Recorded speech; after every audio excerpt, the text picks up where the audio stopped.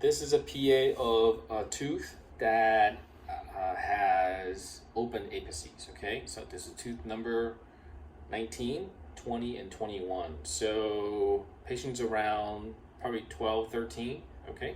So you have the first premolar, you can tell that it's open, okay? So usually when teeth erupt, it takes about 2.5 to 3.5 years for the apex to fully close.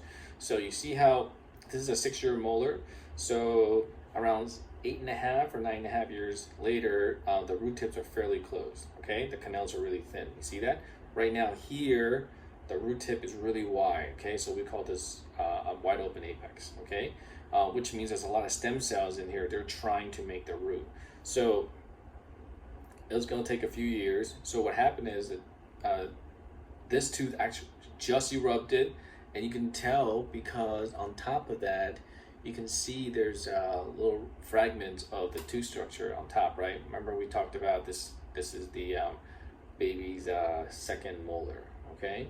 So unfortunately, this looks like it has a little cavity already.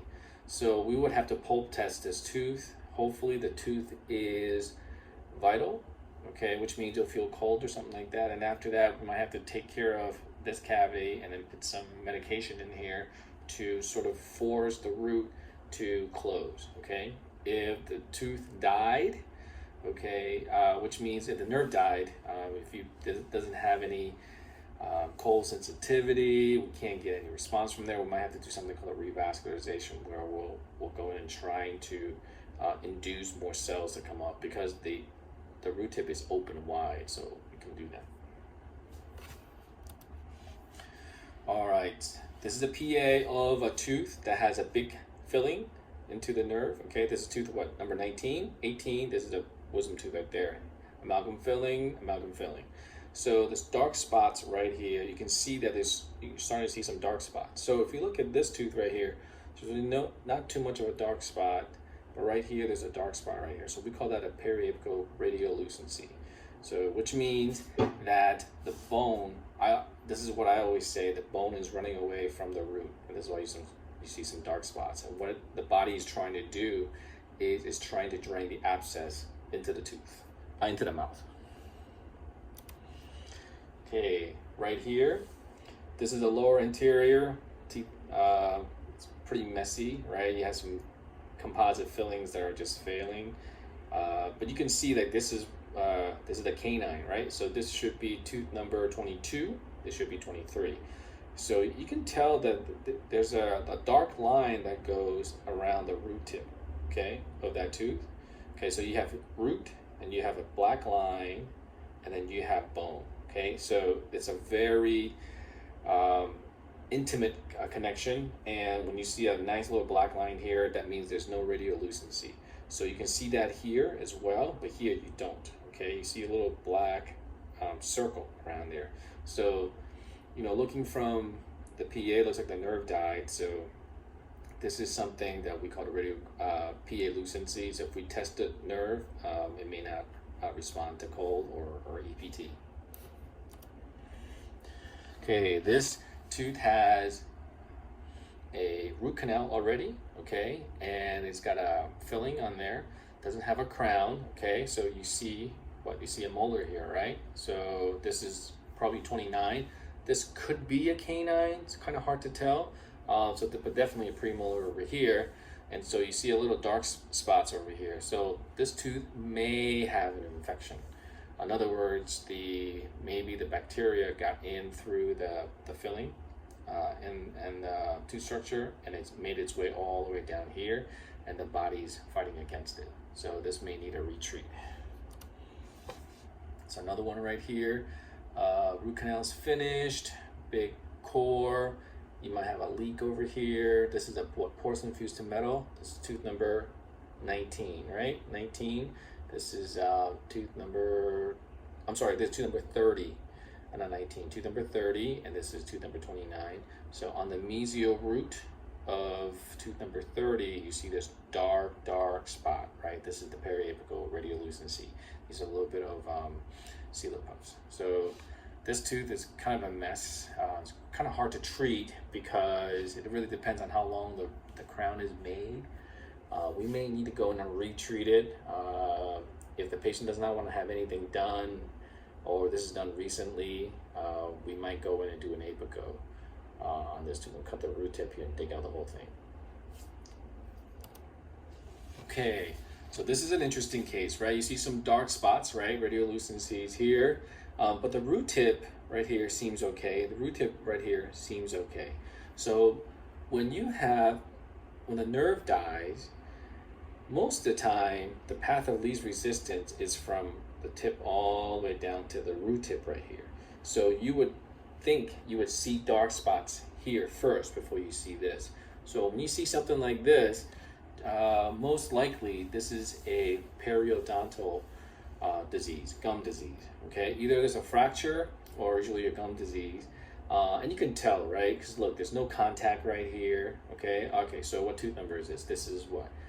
Looks like tooth number 18 and 19. So we're gonna say that's most likely because that we don't have a picture of the tooth after it. That's why I always say when we take a picture of this area, we want a tooth behind it and tooth in front of it to kind of give us an idea, okay? I mean, if there's another molar over here, this very well could be 17, 18, and 19. So it's kind of hard to tell, but we're gonna call it 19 because chances are it's probably it. So anyways, there's Fukin stuck over here, and you really have a lot of bone loss here. So this is probably a gum disease rather than a root canal.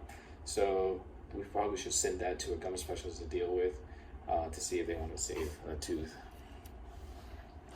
All right, now this one right here is PA lucency. So this is the upper left, okay? Tooth number 12, 13, and then 14. So the way we do it is look for the molar, look for the premolar. Okay, great. Now those two look kind of the same. These are premolars. Okay, if one tooth is longer or sharper than the other, then maybe this is a premolar. This is a canine. The other hint is it's got two canals right here. Okay, so this is this is number 12, 13, and this is 14.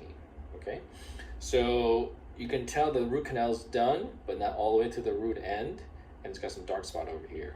And you can see that there's the core material here. Looks like there's fillings in here, probably composite or core material, but looks like there's a little black line here, a little break here. So the patient probably never had a permanent restoration, like a crown on it. That's probably what happened. So this tooth, patient may or may not have pain or discomfort, but it needs to be retreated and a new crown on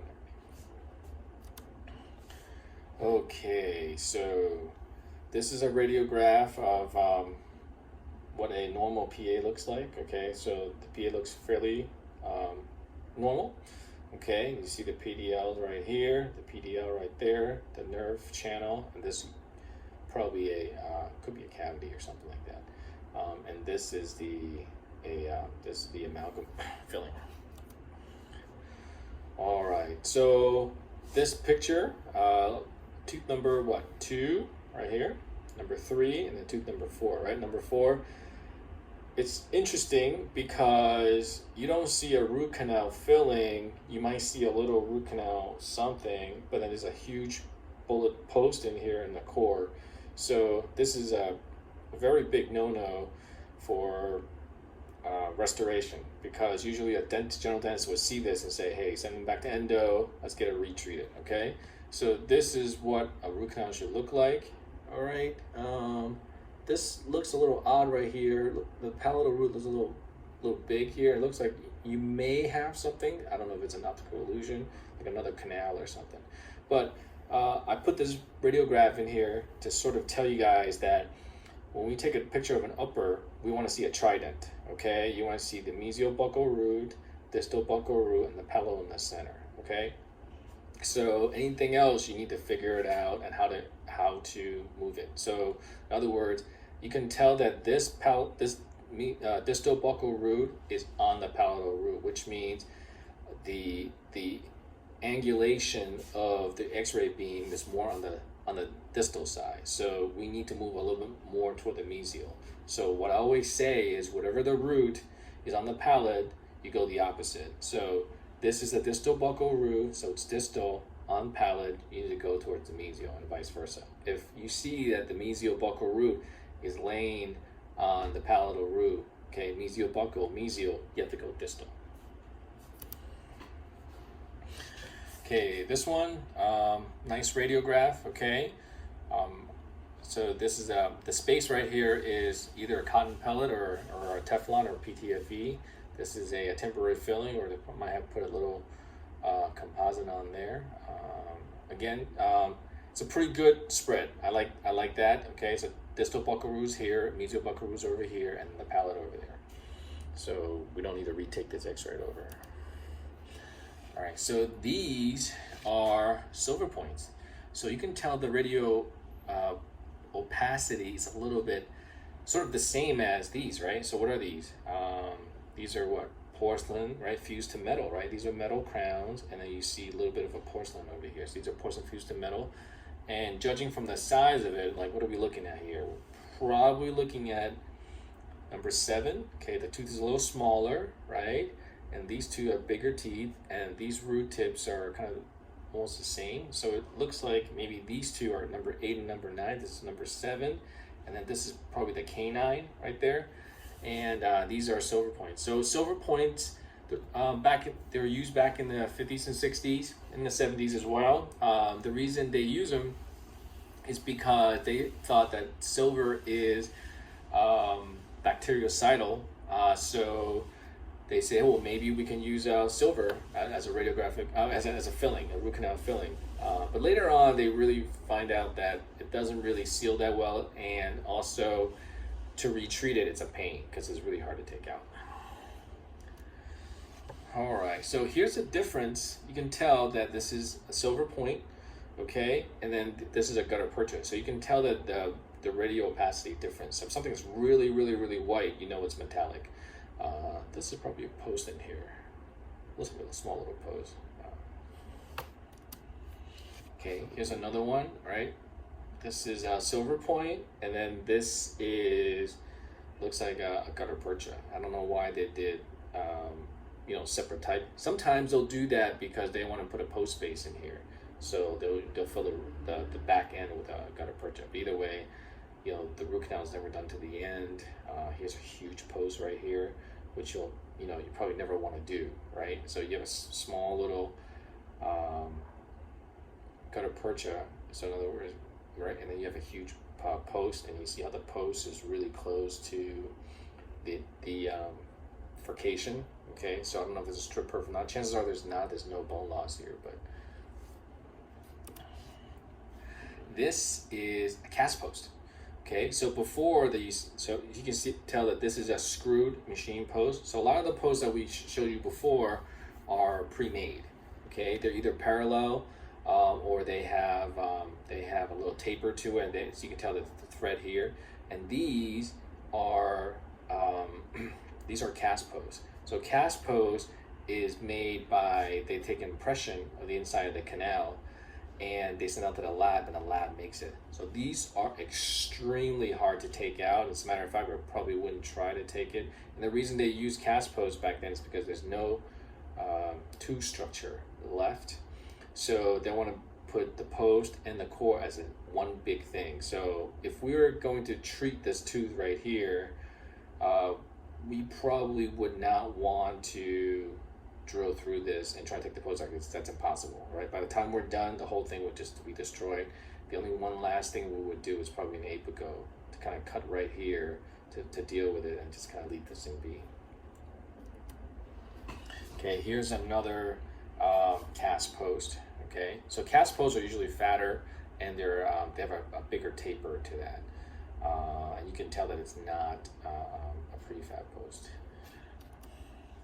Okay, this is a post gone wrong. So you see that you see little dark spots right here.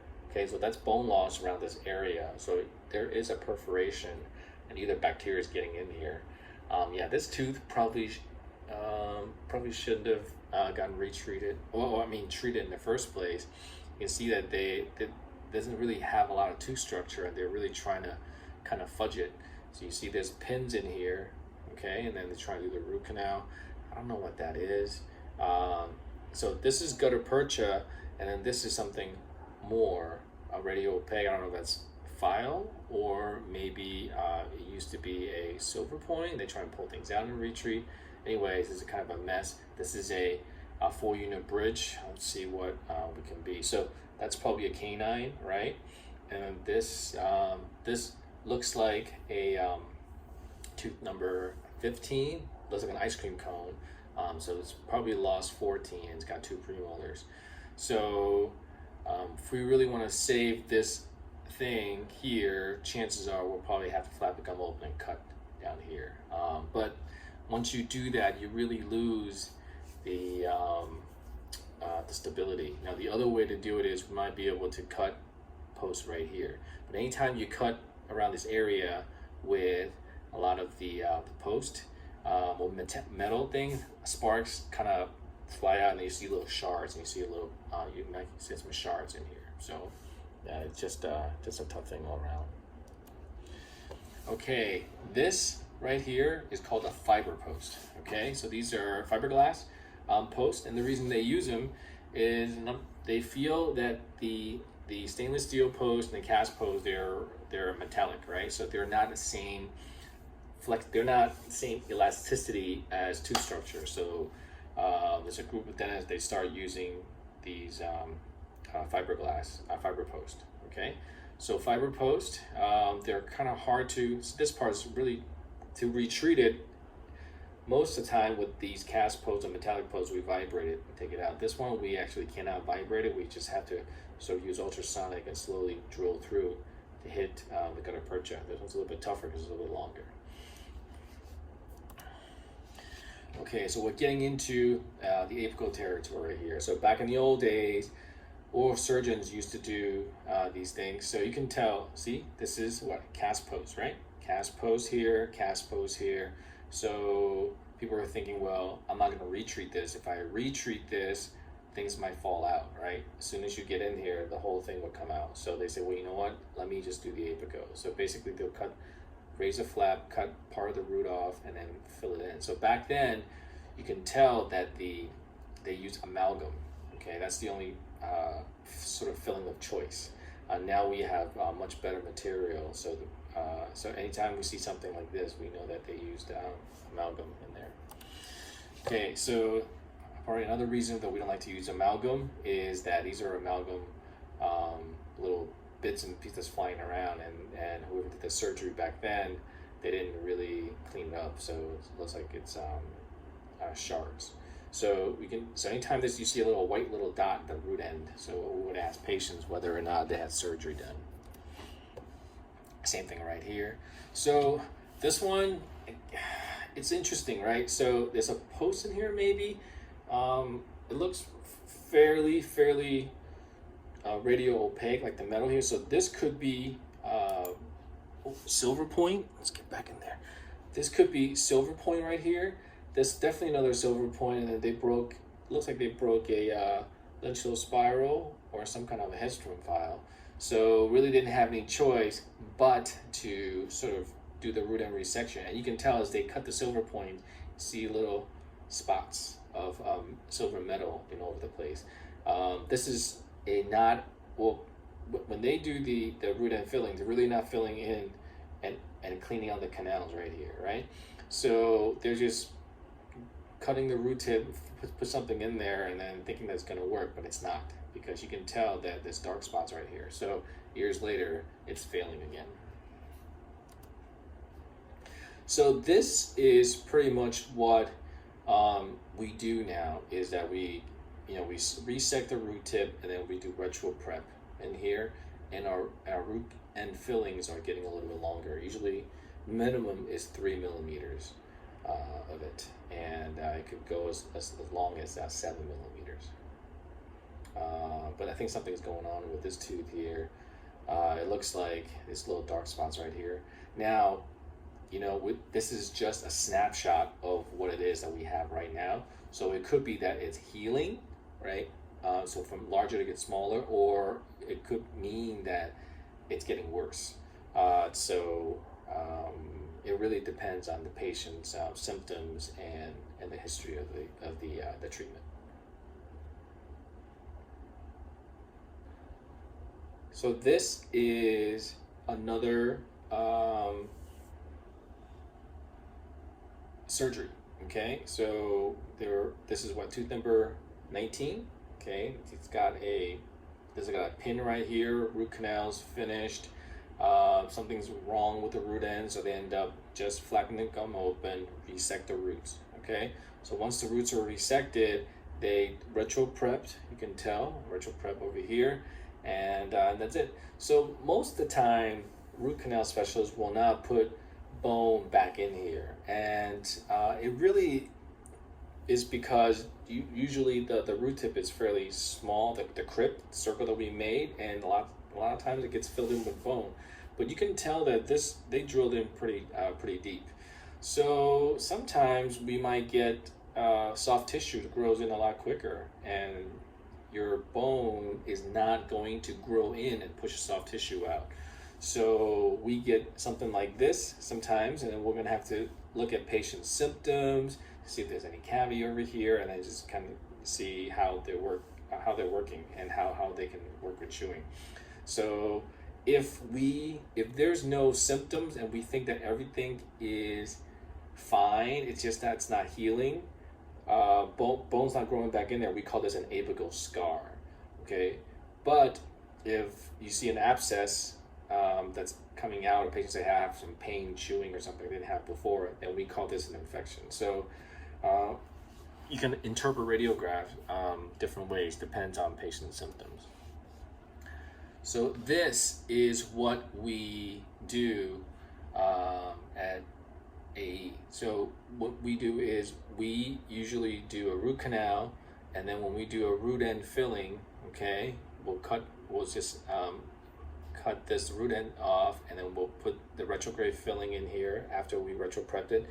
And this area here, we put bone in here, okay? And the reason we do that is we want to put bone in there so that it gives a better chance for the soft tissue, to prevent the soft tissue from growing in. And usually what happens is your body will slowly eat away these little bone chips and put your own bone in there. So, and the healing will be really nice.